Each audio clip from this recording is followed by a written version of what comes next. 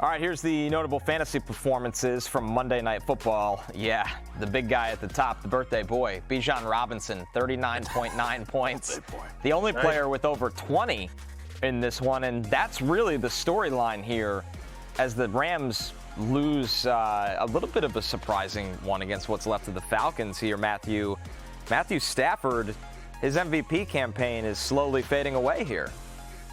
Yeah, he did not look good. I mean, honestly, credit to, Raheem Morris, my source, Raheem Morris, who, look, I mean, I think some people thought going into this game that, Sean McVay's going to know exactly how to attack Raheem Morris's defense, obviously, because they coach together. But credit to Raheem Morris, who know exactly all the tricks up Sean McVay's sleeve. And bad day at the office for Matthew Stafford. They did a good job of bracketing and limiting Puka Nacua, although, it came, within a millisecond of making, one of the catches of the year. And maybe the day looks a little bit different there. Still manages to get in the end zone here. But, yeah, credit to Raheem Morris for having this team in a game which was meaningless and they easily could have laid down.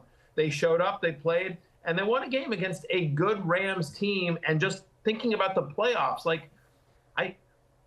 the fact that the Rams don't have the number one seed in the NFC makes me nervous about their potential Super Bowl chances, because this is yet another bad loss on the road at an NFC South team that they should have destroyed.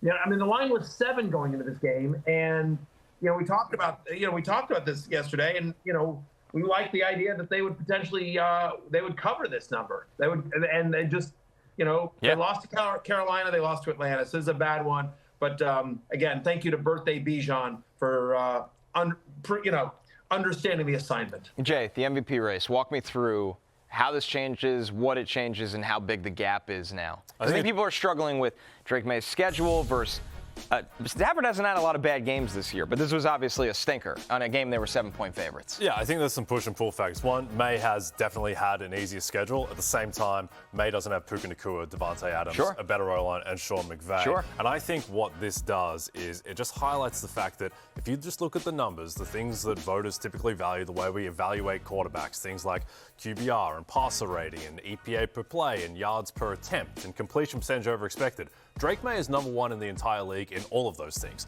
And Stafford isn't 2 in almost any of them outside of passer rating. So the statistical gap between these two is now massive in favor of Drake May. And also, the reality is that Stafford's a 6 seed right now. He's 11-5. May is 13-3 and a 2 seed who has a chance at the 1 seed going into the final week. So I think if May beats Miami and they're like minus 650 to do that, I think he will simply win MVP now. And May is minus 400 to win MVP. So I think that he's valued at his current price. As far as Stafford goes, I think it was a reminder that Stafford's been amazing. I think he's going to come second in MVP.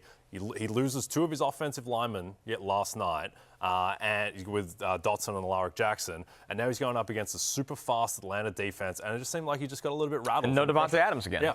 So they've run a lot of 13 personnel. They've done what they've had to do, but it's it's crazy how quickly those odds swing drastically and jarringly. Stafford was like minus 380 going into last. And they didn't run the ball effectively either. I mean, Kyron and Corum, neither of the guy looked that effective. Neither of our Corum bets hit. It just, so it became somewhat of a one-dimensional offense here for Stafford. But I think just the way that, again, 6 interceptions over the past 5 games, and yes, he's missed Devontae Adams for a couple of them, but down the stretch, it's been tough for Stafford. An amazing season, but I'm with Jay. I think Drake May ends up winning MVP. Hey, it's Matthew Berry from NBCSports.com and RotoWorld.com, and I want to thank you so much for watching whatever it is you just watched, or if nothing else, being too lazy to click out of the autoplay after this video started, after whatever it is you actually wanted to watch finished.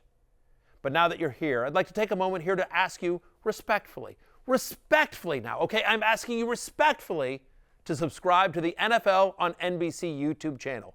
You'll get the latest RotoWorld fantasy news headlines, all sorts of great shows, including my own Fantasy Football Happy Hour. So go subscribe now. Again, I'm asking respectfully.